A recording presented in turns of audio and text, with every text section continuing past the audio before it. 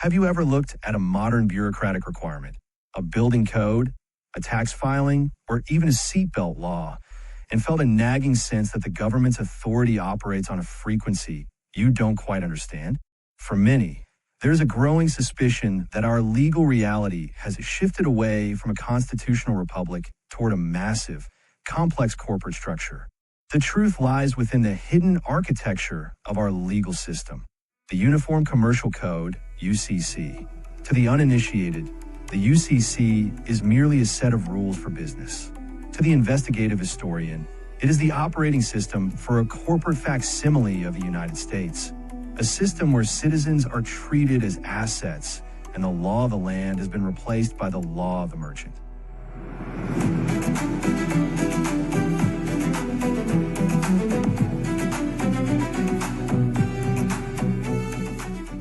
In 1871, while America was broken by civil war and drowning in debt, a foreign alliance of European bankers struck a deal with Congress. Financial rescue in exchange for full administrative control. The United States Corporation was born privately owned, headquartered in D.C. and operating outside the Constitution. Since then, every president except a few served as CEO of this corporation. The Constitution was quietly replaced with a corporate facsimile, a duplicate. Senators once appointed by state legislatures became political salesmen. In 1933, the United States were declared in bankruptcy, and on June 5th, the same year, the U.S. Congress passed a public resolution called HJR 192 with an executive order that invalidated gold clauses in contracts and commerce. President Franklin D. Roosevelt, acting as corporate trustee, signed over the assets of the people, including their labor, their property, and future earnings. Every citizen became a corporate asset collateral to foreign shareholders.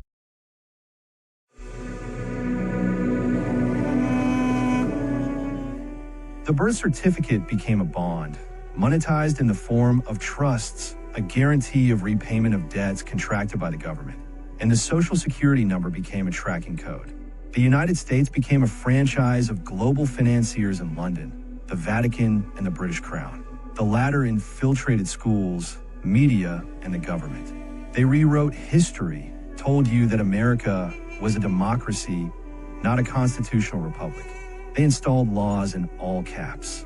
They transformed major states into corporate entities and used wars, crises, inflation, and fear to expand their control. The IRS was born. Income tax was imposed, and the Federal Reserve Act of 1913 placed America's currency under the control of private central banks. In the absence of a reference of concrete monetary value, precious materials, gold as silver, platinum, the fiat system, a colored currency, was put in place, the trust of which would only depend on the consent that the citizens give it. Hence, in 1938, all the judges of higher courts, the top attorneys, and the U.S. attorneys were called into a secret meeting, and they all were told that, I quote, America was a bankrupt nation, and that it was owned completely by its creditors, the central bank, British banks, via, and sometimes from British private families and corporates. With the aforementioned secret meeting adjourned, it was decided that the courts would no longer operate under common law at the federal level. This shift was codified in the Supreme Court's decision in Erie Railroad versus Tompkins, 1938. Contrast this with the earlier case of Swift versus Tyson, 1842, where the court recognized federal common law. In the 1938 Tompkins trial, the victim of a railroad accident was denied damages because there was an absence of a commercial contract between the victim and the corporation. The victim lacked standing because he was not part of the commercial machinery. All federal cases would be judged under the negotiable instruments law. The courts will act under the law of merchants.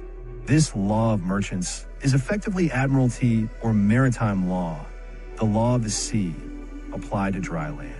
Because the system redefined everyone as an instrument of commerce, the the courts began operating under what they now call statutory jurisdiction, a neutral term for a merchant-controlled legal environment. In Admiralty, no court has jurisdiction unless there is a valid international contract in dispute. When you know it is Admiralty jurisdiction and that the judges, also a court clerk, a bailiff, a lawyer involved, have admitted on the record that you're in Admiralty court, you can ask that the international maritime contract to which you are supposedly party and which you supposedly have breached be placed into evidence. Ask to see the contract. Objection. There is no discretion to ignore lack of jurisdiction. Swiss versus United States. Jurisdiction is fundamental, and a judgment rendered by a court that does not have jurisdiction in here is void ab initio, and that is application of Y300 P.132 versus Caveat.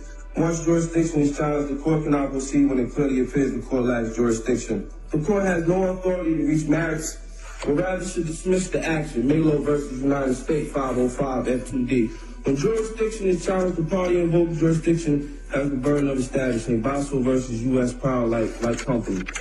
Courts enforcement statutes do not act judicially, but merely ministerially. Thus, no judicial immunity, and unlike courts of law, do not attain jurisdiction by service of process, nor even arrest, and compelled appearance. I'm here by way of threat, duress, coercion. I'm going to make that clear for the record every time I have to appear here, if I have to appear here. The only reason I'm appearing here is by way of your threat, duress, coercion, or your company's threat, duress, coercion. No court has Admiralty/maritime jurisdiction unless there is a valid international maritime contract that has been breached. If the court is taking jurisdiction in Admiralty, then place the contract into evidence so that you may challenge the validity of the contract. What they would have to do is place the national debts into evidence. They would have to admit that the international bankers own the whole nation and that we are the bankers' slaves. The common law, natural or constitutional law, is based on our Creator's laws as originally presented by Moses.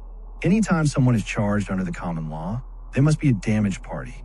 You are free under the common law to do anything you please, as long as you do not infringe on the life, liberty, or property of someone else. For example, when you cross state lines, you will probably see a sign which says buckle your seatbelt. It's the law. This cannot be common law, because who would you injure if you did not buckle up? Nobody. This is compelled performance. But common law cannot compel performance. Any violation of common law is a criminal act that is punishable. Equity law is law which compels performance. It compels you to perform to the exact letter of any contract that you are under. So if you have compelled performance, there must be a contract somewhere and you are being compelled to perform under the obligation of the contract. Now, this can only be a civil action, not criminal. In equity jurisdiction, you cannot be tried criminally, but you can be compelled to perform to the letter of the contracts. If you then refuse to perform as directed by the court, you could be charged with contempt of court. This is a criminal action. Are our seatbelt laws equity laws? No. I'll just read the charge out quickly for you. So it's at Melbourne on the 13th of September 2020. Did fail to comply with the direction given to that person. That direction being to stay at home unless for essential shopping, work, exercise or caregiving purposes, having been given by a person exercising the power granted by the Chief Health Officer under Section 199 of the Public Health and Wellbeing Act. So in relation to that charge today, are you intending to plead guilty or not guilty? So, Your Honour, I am the living woman. Yes. I'm the beneficiary of the trust. I do not consent to contract or joinder, and I waive the benefits on offer. Okay, so I'll take that statement to mean that you're intending to plead not guilty today. So thank you for that. I think, Mr. Prosecutor, in this circumstance, contest mentioned? Yes, Your Honour. Yes. Your Honour, I've been given a copy of the letter provided by Ms. Ben to the court. Oh, yes. I hadn't had any prior correspondence. I can't see that there's been any case commenting in the matter, but certainly no objection to the matter going straight to contest. Yes, thank you. I think it's suitable. I'll get a date, case contest mention date. So, so the next, I'll give you a next date now. This will be the contest mention date, okay? So there's various steps that the matter has to go through before it gets to a contested hearing. So I understand that's what you'd be looking for eventually anyway, would be a contested hearing or some chance to to address the court in relation to the charge. Today is only a mention court, so we're sort of triaging matters into basically matters that are going to be pleas with guilty or pleas with not guilty. So not guilty pleas need to go down to a different pathway. So if you just hold on there for a second, we'll get a new court date. So, Your Honour, are you administering my trust without my consent? No, there's no administration of any trust at the moment, so we're just dealing with a matter under the Criminal Procedure Act, okay, so that's 2009, an act in force in Victoria, and the next step will be a mention date under the Criminal Procedure Act, under Section 55 of that Act. So if you take it under Section 55 of the Criminal Procedure Act, that'll be the next court date in relation to that, and that'll set out the process of what's occurring. I do not consent to contract or joinder, and I waive the benefits on offer. Thank you, Miss. Your matter now is booked in for the next court steps to occur. The next court date is the 7th of December. Okay, so that'll be a contest mention back online in the Melbourne Magistrates Court. Okay, so that might take between 15 minutes and half an hour, depending on what's discussed on that day. But that mention date will give you a better chance to discuss your matter further. Okay, and the submissions you wish to make. Okay, so thank you for your time today in court, and you're now excused. Thank you for your time, Your Honour. September. Thank you. We'll just confirm. You're on the line there. You can see and hear us. Yes, can you hear me? Yes, I can. Thank you. Your Honour, is an application to withdraw this matter. All right. Thank you. On the prosecution application to have the charge withdrawn, the charge is now struck out.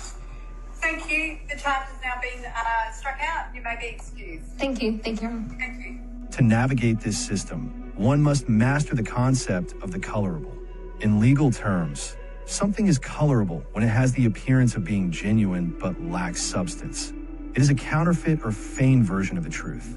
Maybe it looks like $1 and maybe it spends like $1, but if it's not redeemable for lawful money like silver or gold, it is colorable, such as the fiat system. It is fake and false. The use of colorable money creates a legal trap, because a common law court cannot adjudicate contracts involving substance-less Federal Reserve notes. The government had to establish a colorable jurisdiction to match its colorable currency. If a Federal Reserve note is used in a contract, then the contract becomes a colorable contract. This system is codified as the Uniform Commercial Code, UCC. When you use this money, you are accepting a compelled benefit, the privilege of discharging debt with limited liability, which implicitly obligates you to follow every associated statute and regulation. For the record, my name is Ryan Thor. I'm the living man. I am not the entity known as Ryan Michael Thor, just to clear that. I am here on special appearance under threat, duress, and coercion to challenge subject matter jurisdiction and also personal jurisdiction as well. I filed my paperwork for you on Friday, and the clerk illegally denied it. I went again this morning and filed my paperwork again for you. The clerk again illegally denied it, even though I gave her a notice telling her it's a felony for her not to accept my paperwork. And actually, it's in law, it's considered filed when I gave it to her. So there. What do you want to do today, sir? Well, Your Honor, I mean, I'm going to have to ask a few questions first, which, first of all, is I need to understand the nature and the cause of the charges against me, as well as I need to know, is this a civil jurisdiction or criminal jurisdiction? Okay, it's criminal jurisdiction. Criminal. It's traffic infraction court, so no possibility of going to jail on any of this. You settled one of your counts. You just did proof of correction on August 26, 2022, or Ryan Michael Thor did. If you're saying, are you saying that's not you? Ryan Thor is the living man. Ryan Michael Thor is the defendant in error. It's the artificial person. So thank you, Your Honor. Let the record of the court show that the action against me is criminal. And now I have another question, because the Constitution grants us two different criminal jurisdictions, okay? One criminal jurisdiction is under the common law, and the other is under the criminal jurisdiction of admiralty or military tribunal venue from Article 1, Section 8, Clause 17 of the Constitution. Come back to your case in a second. I got to do some other cases, and then I'll take the time to do all this with you. Well, I need to know which of these two jurisdictions that you intend to try me. It's very important because they're done different ways. The rules of civil procedure are very different in a criminal jurisdiction, obviously for common law and a military. No one's asking you, no. So we just need to show, were you able to cure your license with the DMV or you don't know? Your Honor, I need to get these other questions answered. I need to know what the jurisdiction is, and I need to know also who the injured party is. The nature and cause of this. I need to know who the injured party is. I need to know who's bringing the claim. How about, the state is. So here's the deal. Do you want to have a trial date? I can give you many trial different dates, and you come in and you can ask all the questions, and they have to prove the charges against you. So. Thank you, Your Honor, but I don't think you'd be violating your oath of office by doing your duty under the Constitution. Okay? Mr. Thor, I'm going to have to come back to your case because I have all these other cases, and I'll take all the time in the world to do because you add on today. Wait, what's on your call? Your Honor, I just motioned for dismissal because if this is a criminal jurisdiction, as you're claiming, I need to see a verified complaint and I need from the injured party, and I have to have an opportunity to face my accuser, as you mentioned at the beginning of this entire hearing. So who is the injured party? That's the question. Who's the injured party? Why am I here? I don't understand why I'm here. You paid $440.32. All right, so what else? So he just has to count one and count two, and he showed the proof of count. All right, sir, I'm going to just exercise my discretion. I'm going to dismiss count one and dismiss count two, and just order the fees that you've already paid to cover court costs. Okay? So no charges are pending against you. They've been dismissed in interest of justice. So I'm letting the record show that the defendant, Ryan Michael Thor, with case CMZ 606-406, all charges are dismissed. Is that correct? And whatever fees were paid are going towards court costs, okay? Those fees are bail, and they should be returned after dismissal. Okay. You know what? I don't have a problem with returning your fees. I don't. Thank you. All right. Wait. All right. Have a good day, Mr. Thor. Thank you, ma'am. I appreciate your time. You're very welcome. Next case, Matthew Martinez, CMZ 30058. Mr. Martinez, good morning, sir. Thank you for being patient. I know you're at the end of the calendar.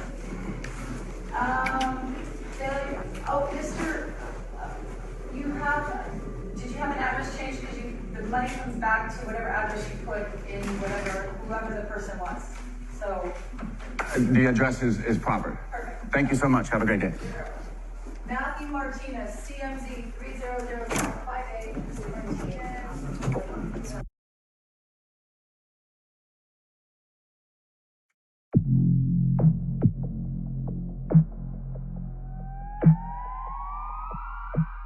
If the UCC is the cage, it also contains the key. In any legal system, the remedy is the mechanism that allows an individual to exit the law's requirements. Every law system must have two characteristics: remedy and recourse. Remedy is a way to get out from under the law, and recourse is if you have been damaged under the law, you can recover your loss. Within the UCC, this is found in Section 1-308, formerly 1-207, titled Performance or Acceptance Subject to Rights. By using a specific reservation of rights, you can perform a required action, such as signing a contract or paying a bill, without waiving your underlying common law rights. The phrase, without prejudice, all rights reserved, or UCC 1-308 serves as a formal rebuttal to the presumption that you have entered into a commercial agreement. It signals that you are not accepting the liability of a compelled benefit or an unrevealed contract born of your total ignorance.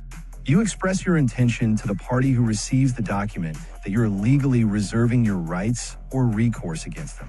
You can sign just about any document with a UCC 1-308 reservation of rights, such as contracts, acknowledgments, controls, loans, and receipts. To each charge could be up to a $500 fine, up to 6 months in jail. I do not understand any charges. I only understand universal law and the right to live. Well, you to pled live in not peace guilty. and to live as I need to. You pled not guilty in this in this I court. never plead. Animals plead. Sound like, bah, oink, oink. I have a paper with your signature on it, sir. It says prime evidence standing right through it. You bring forward all natural forms of evidence that I'm not prime evidence. I am the living soil. The dirt, the water, and the air has its own voice, does it not? It all supports Sir? forms of life, does it not? I am a part of that life. I am not your corporate fiction. Sir, Do not hinder me. you're here today on an omnibus hearing. You've already pled not I am guilty. here by special visitation to see to it that you do not tainter my natural living man's name. Are you prepared That's to why tell I'm the here. court if you wish to go to trial on this matter? This is a trial. Tell No, me it's this not. isn't a trial. Here's my This is jury an of my omnibus peers. hearing, sir. You cannot produce a jury of my peers because all juries are selected from a pool of registered voters, and the instant a person registers to vote, their natural ability as a peer to comprehend natural law has been dissolved and turned into fiction. There cannot be raised a jury of my peers. It cannot be done. Excuse me for just a moment. No way. Get back here and finish this. Hey, get back here and finish this. The judge has left the courtroom. There you go. Yeah. There is nobody in this courtroom. Yeah. The judge has Yeah. walked out. Judge, you walk down there, walk down there. I Everybody up said and no out. excuse. Everybody up and out. I'm not letting Up and out. That's it. Up and out. Up and out. Follow the man. While a remedy provides an exit, recourse is the ability to recover your loss if you have been damaged under the law. The UCC provides this bridge back to the Bill of Rights via Section 1-103.6. This section is vital because it explicitly states that the code must be construed in harmony with the common law. The code is complementary to the common law, which remains in force except where displaced by the code. The code cannot be read to preclude a common law action. The UCC must recognize common law to maintain its legitimacy. If it did not, the system would have to openly admit it is a purely predatory entity of national bankruptcy. By invoking UCC 1-103.6, you move back into a jurisdiction where a damaged party is required. Under common law, if there is no injured party and no verified complaint by a competent witness, the court lacks subject matter jurisdiction. You can compel a prosecutor to bring forth a real human being you have harmed, rather than a nameless statute you have violated. I don't have to give it to you. You're going to give it to me. Am I? Yeah, you are. Okay, what crime are you suspect me of breaking? You're walking around our vehicles looking into them. Okay, is Most this- normal people don't look into our patrol Is this cars. public property? Yes, it is. Okay, I told you could walk back. I have every right to I be told you here. to stay away from our vehicles. And I have every right to be around your You just vehicle. walked over there looking inside the car, did you not? I did, because I have a right Give me to. your ID. I do not have to. Yes, you do. I do not. You just went to our vehicles and looking at them. Your vehicle. No person is going to look into a patrol car. Okay, well, No one said those are police vehicles. Not videos of vehicles. Vehicles. Yes. They are police vehicles owned by the city. Yes. This is public property. Yes. I have every right to be on public property and look in city-owned Let me vehicles. tell you something, buddy, because I'm not lying with you. Okay. 6 cops have been killed this week and this month. Okay. And some guy walking around the parking lot recording vehicles is not normal. Okay. It's not normal, but is it legal? So what I'm Illegal? going to do is I'm going to do a police report and figure out who you are. Okay, is it illegal? I didn't say it's illegal. Okay, so, But it's not normal. okay, am I being detained? Just right now. Okay, so for what I crime? need your information. Yeah, I'm not giving it to you. Okay. You can call a supervisor out here. 30.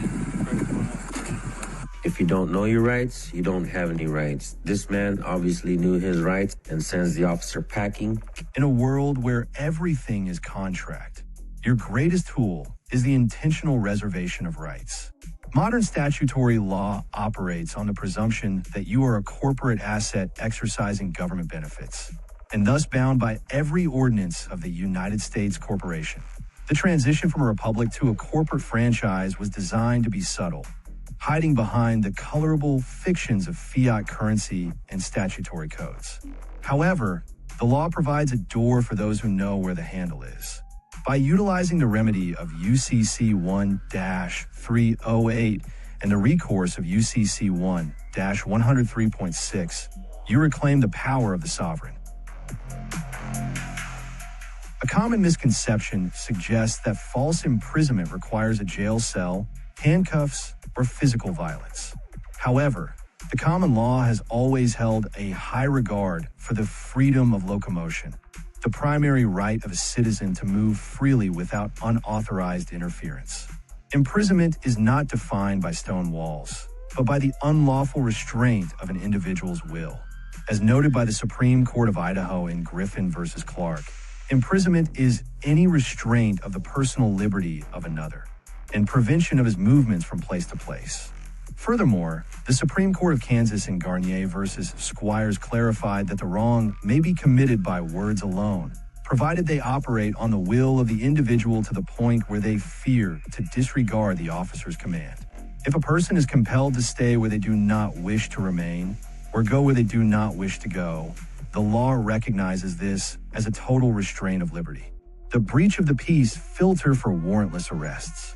Do you have a search warrant to be on my property? Okay, I do not, okay? Okay, so... But, listen to me, all right? You can just provide this information for me, your IDs, if you live here. I'm not providing you nothing, man. Matter of fact, get off my property right now if you don't have a search warrant. Sir, I'm asking you nice. And I was asking you nicely as well. Hey, sir, all I'm saying, if you don't have a search warrant, paperwork to be on my property, what crime do you suspect Okay, the only me of crime committing? that I have right now is y'all failure to identify. Just watch.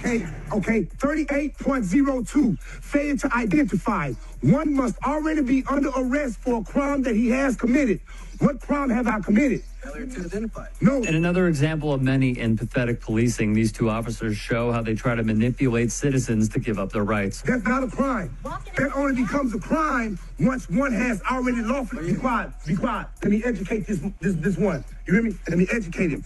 38.02, failure to identify, only becomes a crime when one has already been lawfully arrested for a crime. Let me give you an example, sir, since I don't know who you is. Detained. Huh? What about detained? What am I being detained for? Detained because you're suspicious activity. No. Where they clearly game planned how this would go, but unfortunately ran into a man that does not surrender his rights so easily. No, what penal code? You got to name a penal code that I've committed. That is the crime. Name a crime that I committed. You hear me? Name a crime that I committed other than being black and walking down this driveway. You were detained. Hey, Shoemaker. Shoemaker, don't do that, brother. Keep the look on his face. He knows what he's saying is BS, but the kerfuffle ensues when he doesn't get his usual way. I'm going to show you guys, because you're dealing with the wrong one. That's why you guys mad at me, because you won't be able to handle me like you handle the other ones. I'm on top of my game. I know you see the gold teeth, the tattoos, and immediately think I'm another plain, normal, regular black guy. No, player, wrong one. But let me educate you guys today. Texas Penal Code, failure to identify. A person commits an offense if he intentionally refused to give his name, residence, address, or date of birth to a peace officer who has lawfully arrested the person. I am not under arrest. Once you show me that you have a legitimate reason to believe that I have committed a crime or I'm in the act of committing a crime, you know, you got to name a penal code. What penal code do you suspect me of breaking? What crime have I committed? You be in my yard and be with me. You hear me? They have nothing. That is the point. This officer told me I look suspicious, man. I look suspicious.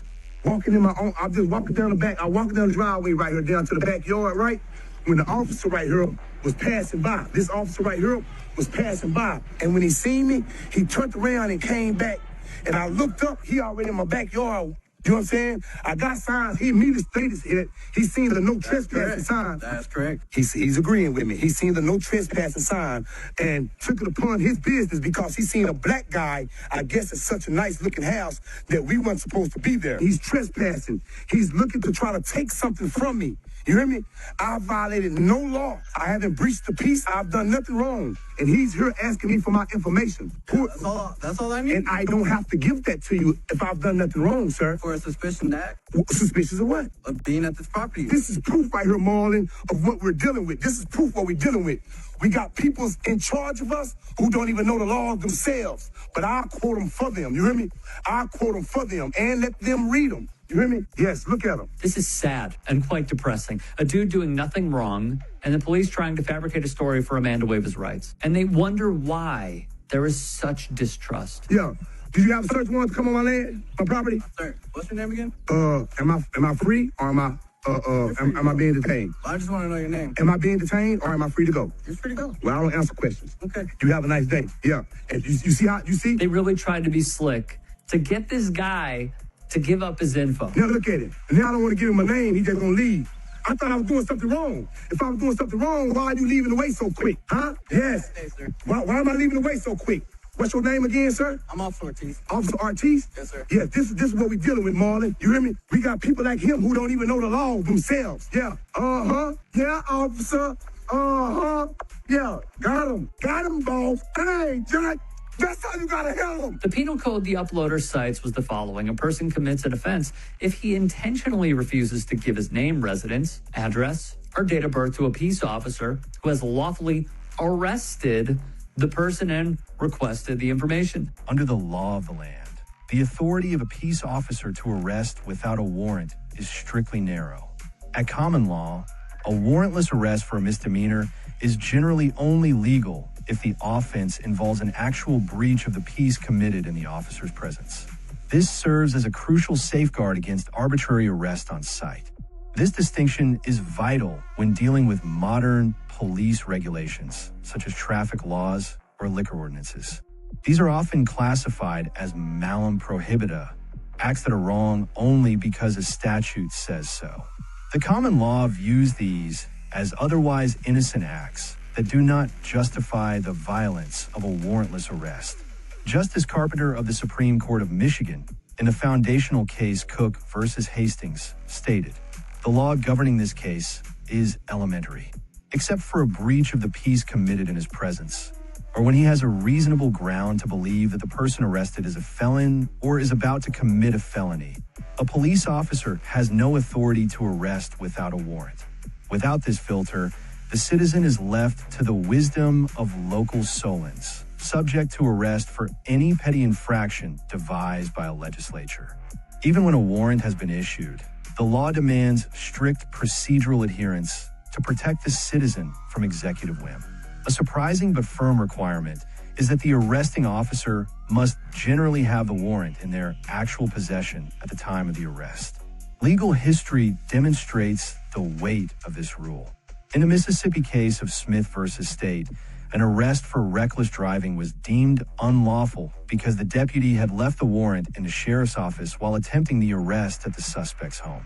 Similarly, in People versus Shanley, New York, the court held that a constable was not justified in arrest when the warrant was at his office rather than in his hand. The power to detain is not a final authority. It is merely a step in a public prosecution. An officer has a strict, mandatory duty to bring an arrested person before a magistrate without unnecessary delay. When an officer fails in this duty, using the time instead for booking, fingerprinting, or interrogating, they trigger the doctrine of trespass ab initio. This doctrine dictates that if an officer makes a lawful arrest but subsequently abuses their authority by delaying the judicial appearance, they become a wrongdoer from the beginning. The law is very jealous of the liberty of the citizen and asserts that detainment is not a decision of the arresting officer. If the officer chooses to hold a person in a cell for an unreasonable time without seeking a magistrate, the protection of their office vanishes, and the entire transaction is viewed as an illegal trespass from the moment the person was first touched. Good faith is no shield against false imprisonment. Perhaps the most rigorous protection of our liberty is the fact that an officer's good intentions or lack of malice provide no defense for an unauthorized arrest, because the law places the burden of legal correctness on the one who interferes with another's liberty. Good intentions are never good enough. The Maryland Court of Appeals, in Mahan versus Adam, emphasized that the good or evil intention of the defendant does not excuse or create the tort. Ignorance of the law excuses no one, and the police are held to a standard of objective legal correctness. If the arrest is unauthorized by the law of the land, it is a trespass. This ensures that the rights of the citizen are governed by stable legal rules rather than the subjective good faith of executive agents. As the law asserts, one who interferes with another's liberty does so at his peril. The common law is a jealous protector of individual freedom, established by our ancestors to ensure that the executive branch remains the servant, not the master of the people. These ancient safeguards, the requirement of a warrant in hand, the breach of the peace filter, and the mandate for immediate judicial review, are the pillars of due process of law. In an era where the legislative mills produce more laws than any citizen can possibly know, we must decide if we will maintain these constitutional mandates or allow them to be traded for the convenience of executive efficiency. We must ask ourselves, has modern society traded the robust due process of the common law for the mere wisdom of local solents? The answer determines whether we remain a free people or merely a regulated one.